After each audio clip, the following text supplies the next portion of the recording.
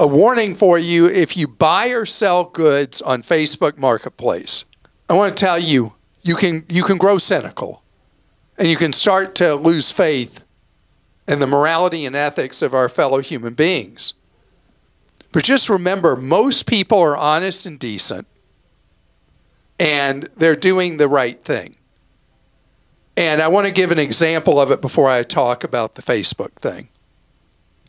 I was a witness to a domestic dispute between a couple along with other people.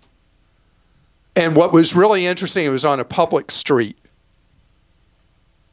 And the witnesses did not just keep on walking. The witnesses did what they could to protect the woman in this couple.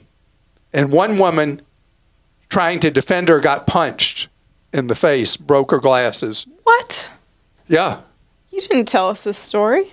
Well, I'm sharing it right now. I know, but I mean... It was terrible. But people stayed, and people were there, and we kind of cornered them against a wall, none of us with weapons, until the police came. It was so funny because I saw a police car going down the road and was just going regular speed. And I realized it wasn't, you know, there was no response from 911. And I went out into the road and flagged the officer down and got him over there. He was one tough dude. And then he realized this was a bad situation. And in minutes, there were a bunch of police officers there who dealt with the situation. But what struck me so much is the goodness in most people.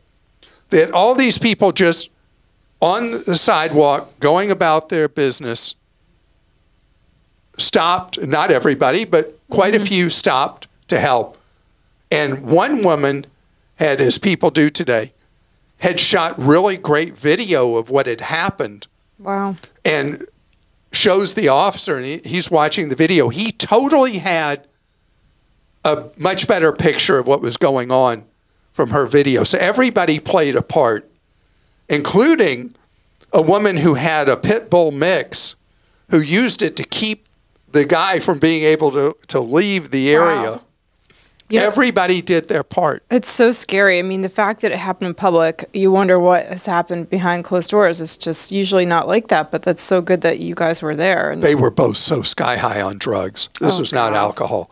Oh, my goodness. And the woman who was bleeding all over from abuse charges at the cop, who was such a tough guy, he just kind of went, oh, my gosh. I mean, but everybody, including the police officers, everybody did their part. And I really appreciate that. And I spoke to, as the police were done with all of us, the posse, you know, I thanked everybody for caring and doing something. Wow. So I just point that out because most people are good people, and they want to make a positive difference. So knowing that I'm going to talk about bad people now and scamsters now, don't fall into cynicism and despair, because most people are doing the right things. But this is something we're talking about because recently on the podcast, I think early last month, we were talking about all the scams with people buying things online and buying things from other people and selling things to other people and all the scams that come up. And we were talking about the advantage of Facebook Marketplace. But at the same time, we didn't really do our job of pointing out that Facebook Marketplace can be a big source of scams too. In fact, there have been a bunch of stories about it. And we have a post on right up on Clark.com about how to be aware of the scams that happen on Facebook Marketplace. And the number of complaints about Facebook Marketplace have gotten so large that there are lots of national.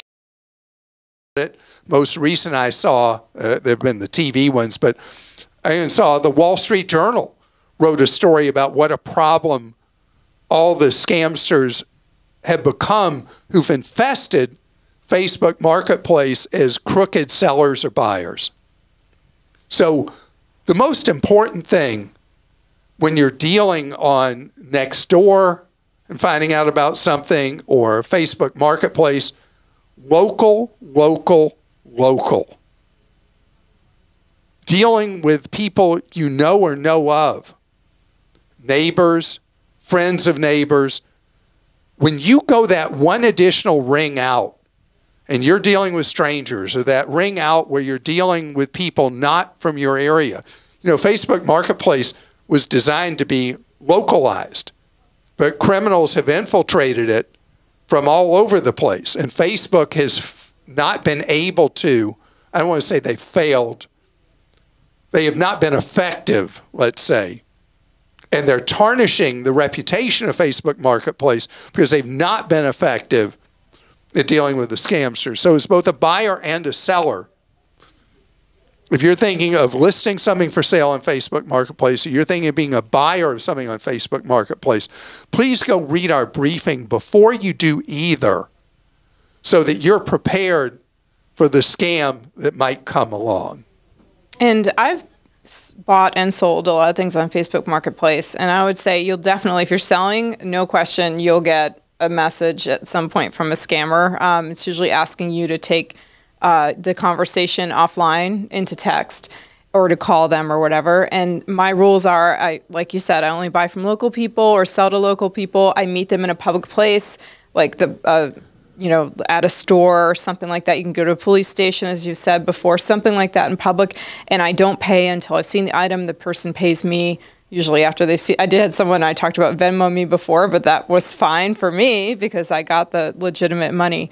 And then they picked it up on my porch in that case. But the woman was a friend of a friend. You're so close to, you could walk to your city hall in your town. True, I could. You could meet people right at City Hall. Sure, yeah. I mean, sometimes they live far away. I met in a Target parking lot recently far away when I bought a hair tool that I really wanted from this woman. Is it working well?